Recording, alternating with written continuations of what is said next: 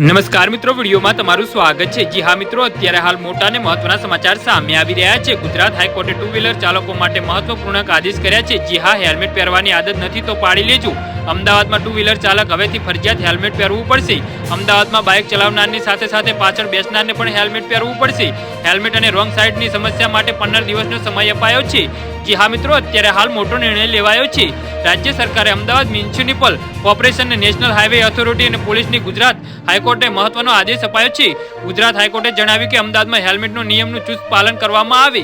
જી હા મિત્રો, અત્યારે હાલ મોટા સમાચાર સામે આવી રહ્યા છે। ટુ વ્હીલર ચાલક અને પાછળ બેસનાર રાઇડર માટે પણ હેલ્મેટ ફરજિયાત બનાવવામાં આવે। એટલું જ નહીં, ટ્રાફિકની સમસ્યાને સમાધાન માટે પોલીસના ભરતી પ્રક્રિયા કરવા માટે હાઈકોર્ટે ટોકર કરી છે।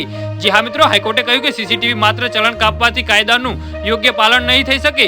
નાગરિકોને એમની જવાબદારીનું ભાન કરાવવું એ સરકારનું કામ છે। અધિકારીએ મંજૂરી વર્તશે એ ચલાવી નહીં લેવાય। જી હા મિત્રો, તો આના વિશે તમારું શું કહેવું છે તો નીચે અમારી કમેન્ટ બોક્સમાં જરૂરથી જણાવજો અને અમારી યુટ્યુબ ચેનલને સબસ્ક્રાઇબ કરવાનું ભૂલતા નહીં। વિડીયો પૂરો જોવા બદલ તમારો ખૂબ ખૂબ આભાર।